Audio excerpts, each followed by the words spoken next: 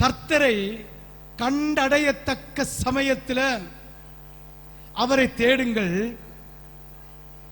அவர் சமீபமாய் இருக்கையில் அவரை நோக்கி கூப்பிடுங்கள்.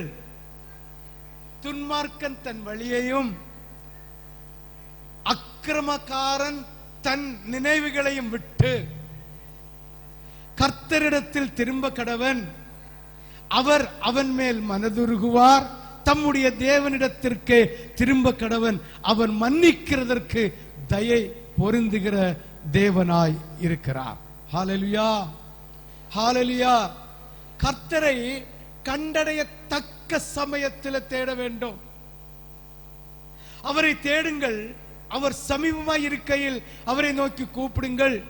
துன்மார்க்கன் தன் வழியையும் அக்கிரமக்காரன் தன் நினைவுகளையும் விட்டு கர்த்தரிடத்தில் திரும்ப கடவன்.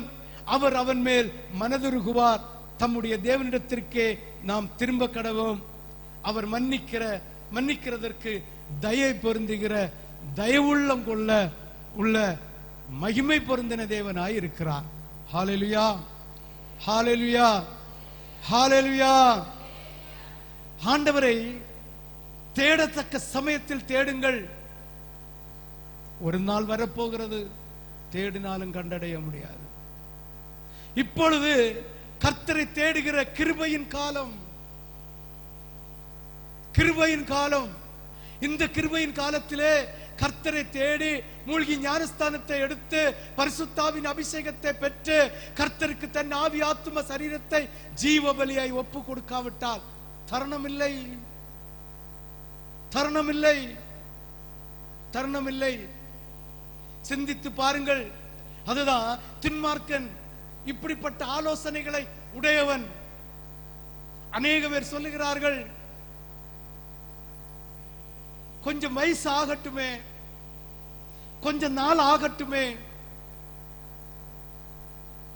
இன்னும் நாட்கள் கிடக்கிறது, ரிட்டையர்ட் ஆகட்டுமே, அதுக்கு அப்புறம் பார்க்கலாமே, கொஞ்ச நாள் உலகத்தில் திரிய வேண்டியது இருக்கிறது. ஏனென்றால் பிள்ளைகள் இருக்கிறார்கள், பெற்றோர்கள் இருக்கிறார்கள், மனைவி இருக்கிறா, புருஷன் இருக்கிறான். ஆதலால் கொஞ்சம் காலம் போகட்டுமே.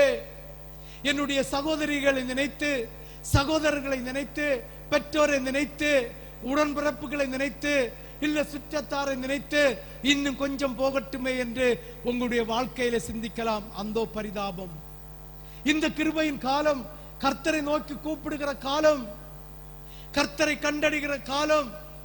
உன்னுடைய ஆவி ஆத்தும சரீரத்தை ஜீவ பலியாய் கொடுக்காவிட்டால் அந்தோ பரிதாபம் அல்லவோ?